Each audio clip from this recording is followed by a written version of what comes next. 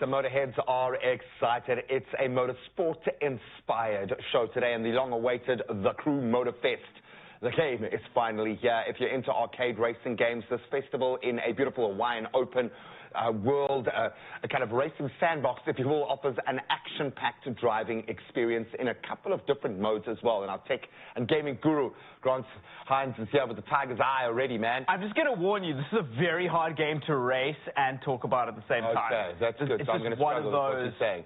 And look, the cars are hot, which is going to be a first major tick. Look at that. When the family is building a family with family vehicles. When the family is building a family? I'm going to come home one day and my wife's going to be, that's not a family car. I'm saying, it's a family car. Paul Walker's over there. That's crazy, man. So break it down for us. So apparently you can drive anywhere you want. No, it's open. It's in Hawaii.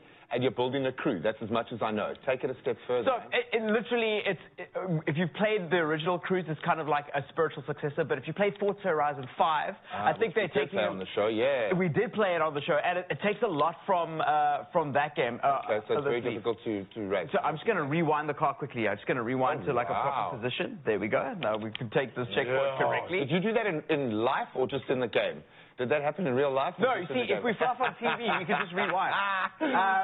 That's how it works. No, it's just rewind again, please. I'm sorry, I wasn't happy with what we just said there. Okay, cool. Now we're back in. Yeah, we're back in. That's crazy. See how these new racing games are? It's not like when we were kids. When you messed up like 5 minutes and you couldn't rewind. Well, then you didn't have to wait until your turn cycled back around on like Colin McRae like 3 hours later when you got the remote back. You could just go back and try the line again. Just try that corner again. But I don't think get better at it. But here's the catch with this game. It's like an open world like playlist in like Hawaii, and you race all these different playlists, which are like a selection of races, which kind of give you a little bit of a history about car culture. Some of it's like monster trucks, some of it's about like Japanese customs. So we're actually on the Japanese customs playlist at the moment. You can tell by the cars. Yeah. Oh wait, I'm going off the racetrack again. So that's a really cool way to learn about cars in a very like untraditional way, which is rad. And obviously, it's got, if you've played any of the other crews, you'll know that it's got a lot of different other kinds of vehicles as well. I was going to ask, can you kind of trick out an airplane?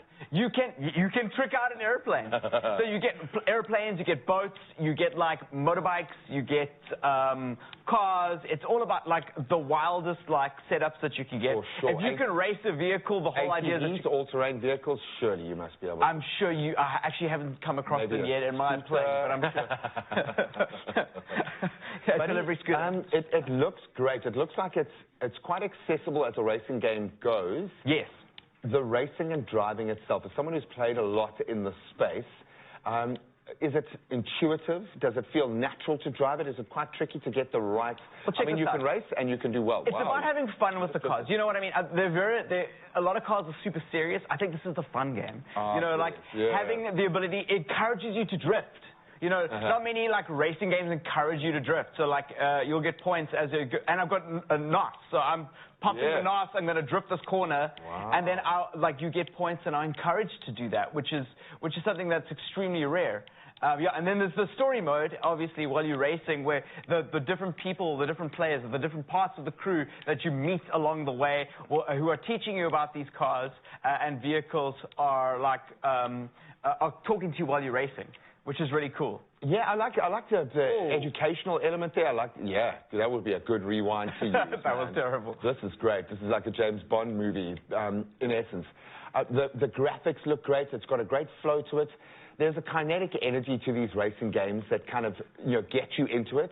Does this sit well? Does it flow? Does it... Look at this. Well like, look, it's loads of fun. The one criticism that I have is that there's a lot of microtransactions that are thrown at you.